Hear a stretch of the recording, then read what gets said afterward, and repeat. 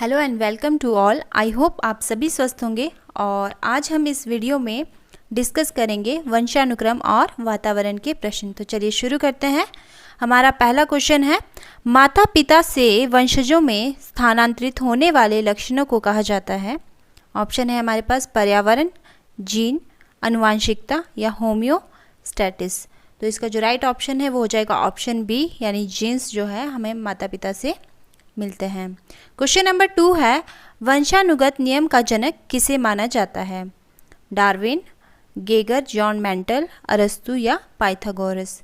तो इसका जो राइट ऑप्शन है वो हो जाएगा option B, Gregor Johann Mendel को जो है वंशानुगत नियम का जनक माना जाता है। क्वेश्चन नंबर 3 है, वंशानुक्रम वास्तव में वाहक है गुणसूत्र, जैविक, कोशिकाओं या डीएनए का। तो इसका जो राइट ऑप्शन है वो हो जाएगा ऑप्शन बी, यानी जैविक। वंशानुक्रम जो है वो जैविक वाहक है। क्वेश्चन नंबर 4 है, आनुवांशिकता की इकाई है। ऑप्शन ए है क्रोमोसोम, निषेचित अंडा, जीन्स या युग्मज।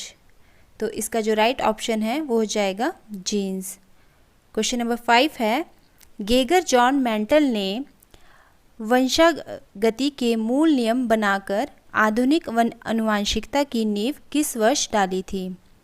तो जो गेगर जॉन मेंटल है, जो वंशानुक्रमण के जनक भी है, उन्होंने आधुनिक आनुवांशिकता की जो नींव है वो किस वर्ष डाली थी? तो हमारे पास ऑप्शन है 1864 में, ऑप्शन बी है 1865 में, ऑप्शन सी है 1866 में, ऑप्शन डी है 1869 में। तो इसका राइट आंसर है वो हो जाएगा ऑप्शन बी, यानी 1865 में जो है गेगर जॉन मेंटल ने जो है आधुनिक आनुवांशिकता की नींव डाली थी।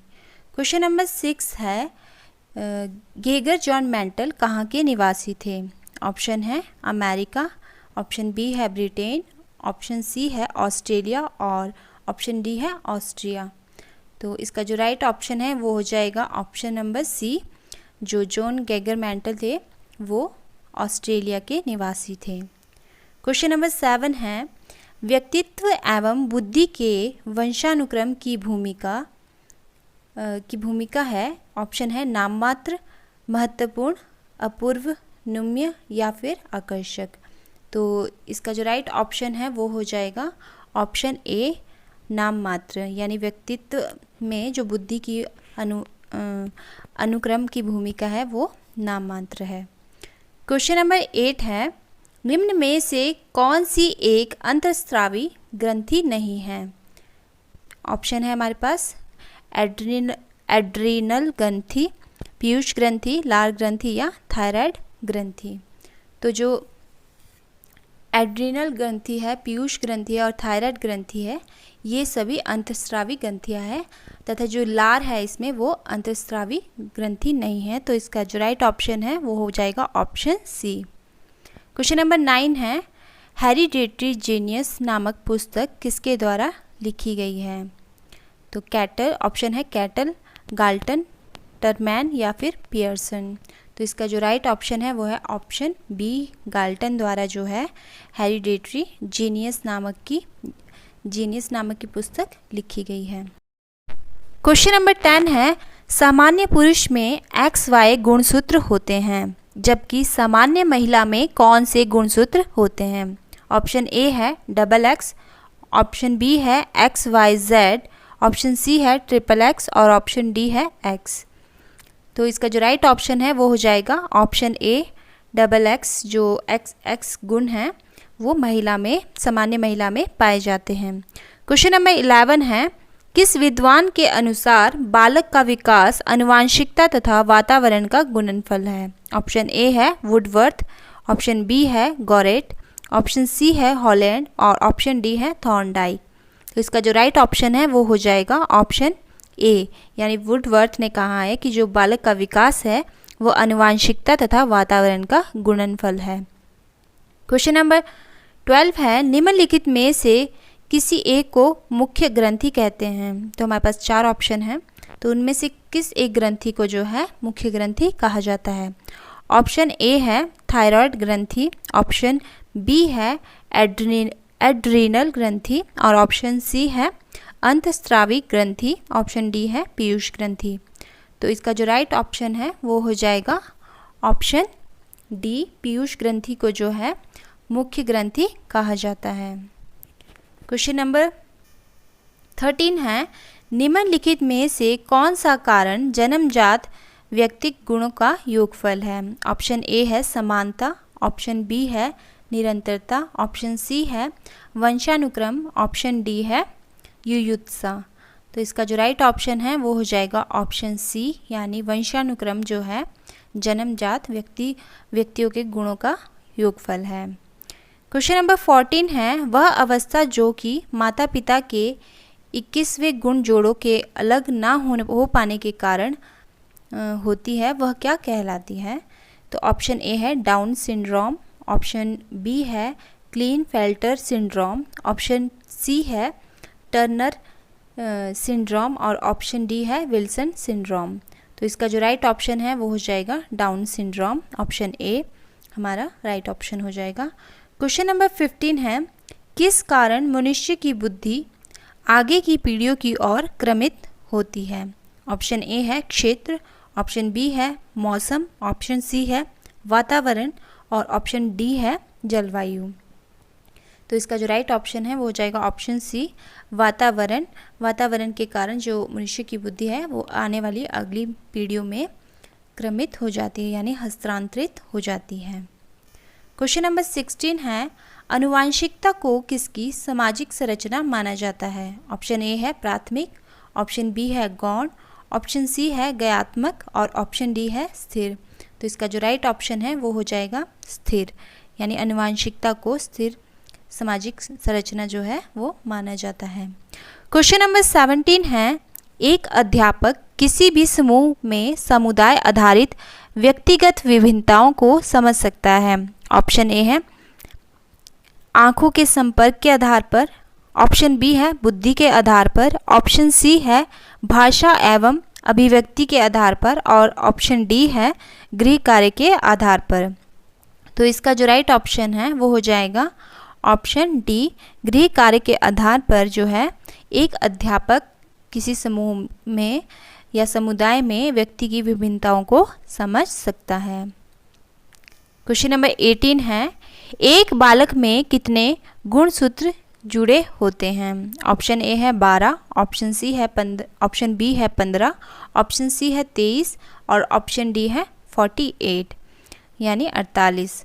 तो इसका जो राइट ऑप्शन है वो हो जाएगा 23, यानी एक जो बालक है उसमें 23 गुणसूत्र जुड़े होते हैं, 23 गुणसूत्र पाए जाते हैं। क्वेश्चन नंबर 19 है, व्यक्ति का व्यवहार किससे निर्धारित होता है? ऑप्शन ए है वातावरण, ऑप्शन बी है वंशानुगत, ऑप्शन सी है अधिगम, ऑप्शन डी है यह सभी। तो इसका जो राइट ऑप्शन है वो हो जाएगा ऑप्शन डी, यह सभी, यानी वातावरण, वंशानुगत और अधिगम के द्वारा किसी भी व्यक्ति का व्यवहार जो है निर्धारित होता है। क्वेश्चन नंबर 20 है, संतान को पिता से कितने जीन्स प्राप्त होते हैं? तो संतान से जो पिता को कितने जीन्स प्राप्त होते हैं? ऑप्शन है हमारे पास 50%, 40%, 25% या 75%। तो इसका जो राइट ऑप्शन है वो हो जाएगा ऑप्शन ए, 50% जो है किसी संतान को अपने पिता से जीन्स प्राप्त होते हैं। क्वेश्चन नंबर 21 है, बालक के विकास के लिए क्या आवश्यक है? ऑप्शन ए है वंशानुगत, ऑप्शन बी है प्रेरणा, ऑप्शन सी है वातावरण और ऑप्शन डी है यह सभी। तो इसका जो राइट ऑप्शन है वो हो जाएगा यह सभी, यानी वंशानुगत, प्रेरणा और वातावरण बालक के विकास के लिए आवश्यक है। क्वेश्चन नंबर 22 है, निम्न में से कौन सा नियम आनुवांशिकता का नहीं है? समानता का नियम, संयोग का नियम, अभ्यास का नियम या प्रत्यागमन का नियम।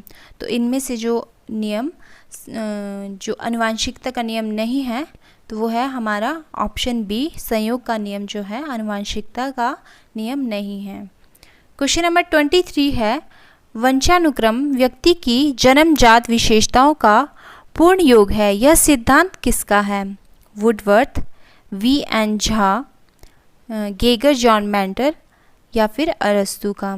तो इसका जो राइट ऑप्शन है वो हो जाएगा V.N. झा। V.N. झा के अनुसार जो वंशानुक्रम है व्यक्ति की जन्मजात विशेषताओं का पूर्ण योग है। क्वेश्चन नंबर 24 है, मेंटल का वंशानुगत सिद्धांत किस वर्ष प्रकाशित हुआ? 1874 में, 1866 में, 1833 में या 1871 में? तो इसका जो राइट ऑप्शन है वो जाएगा ऑप्शन बी 1866 में, यानी 1866 में जो है मेंटल का वंशानुगत सिद्धांत प्रकाशित हुआ था। क्वेश्चन नंबर 25 है, कौन से मनोवैज्ञानिक वंशानुक्रम को अधिक महत्व देते हैं? वातावरणवादी, जैविकीय, जन्मजात या इनमें से कोई नहीं? तो इसका जो राइट ऑप्शन है वो हो जाएगा ऑप्शन बी जैविकीय जो मनोवैज्ञानिक है वो वंशानुक्रम को अधिक महत्व देते हैं। क्वेश्चन नंबर 26 है, आनुवांशिकता में सबसे महत्वपूर्ण भूमिका निर्वाह करती है बालक के। तो सबसे महत्वपूर्ण भूमिका जो है आनुवांशिकता में बालक में जो है निर्वाह करती वो है, ऑप्शन देख लेते हैं। ऑप्शन ए है भावनात्मक विकास में, ऑप्शन बी है सामाजिक विकास में, ऑप्शन सी है शारीरिक विकास में और ऑप्शन डी है सांस्कृतिक विकास में। तो जो आनुवांशिकता है वो बालक के शारीरिक विकास में, यानी हमारा ऑप्शन जो सी है वो राइट हो जाएगा कि शारीरिक विकास में आनुवांशिकता बालक के शारीरिक विकास में बहुत महत्वपूर्ण भूमिका जो है निर्वाह करती है। क्वेश्चन नंबर 27 है, वातावरण वह बाह्य शक्ति है जो हमें प्रभावित करती है, यह किसने कहा था? ऑप्शन है वुडवर्थ ने, रॉस ने, अनास्ट्री ने या फिर इनमें से कोई नहीं? तो ये रॉस ने कहा था कि वातावरण वह बाह्य शक्ति है जो हमें प्रभावित करती है। क्वेश्चन नंबर 28 है, मानव विकास के दोनों के योगफल का परिणाम है। तो ऐसे कौन से दो कारक हैं जिनके योगदान का परिणाम मानव विकास है? तो ऑप्शन है हमारे पास अभिभावक एवं अध्यापक, बी है सामाजिक एवं सांस्कृतिक, सी है वंशानुक्रम एवं वातावरण और डी है इनमें से कोई नहीं। तो इसका जो राइट ऑप्शन है वो हो जाएगा ऑप्शन सी वंशानुक्रम एवं वातावरण के दोनों का योगदान का परिणाम जो है मानव विकास है। क्वेश्चन नंबर 29 है, किस नियम के अनुसार जैसे माता पिता होते हैं वैसी ही संतान होती है? तो ये किसके अनुसार किसने कहा है कि किसका नियम है ये कि किस विद्वान के नियम के अनुसार जैसे माता पिता होते हैं वैसी संतान होती है? तो ऑप्शन है हमारे पास मेंटल का नियम, ऑप्शन बी है भिन्नता का नियम, ऑप्शन सी है संक्रमण का नियम और ऑप्शन डी है समानता का नियम।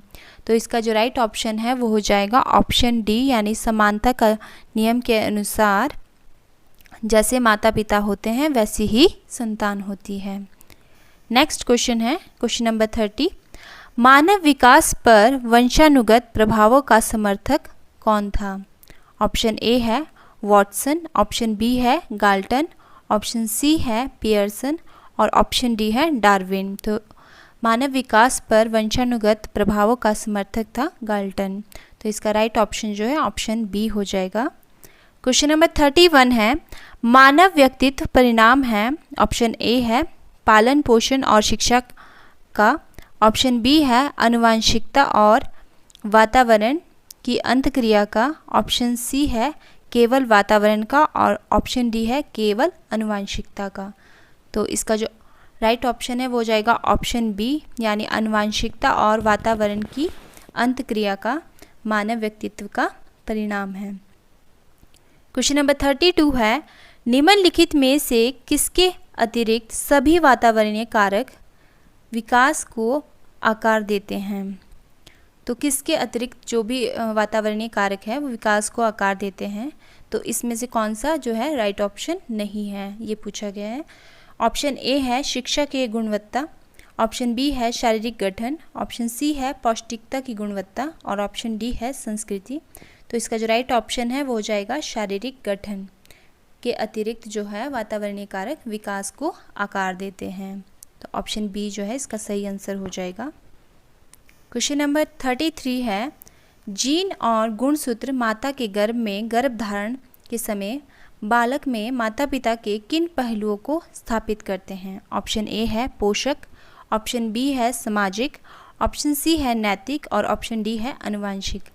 तो इसका जो राइट ऑप्शन है वो जाएगा ऑप्शन डी, यानी आनुवंशिक जो है पहलू है वह जीन और गुणसूत्र माता के गर्भ में गर्भधारण के समय बालक में जो है माता पिता से हस्तांतरित होते हैं।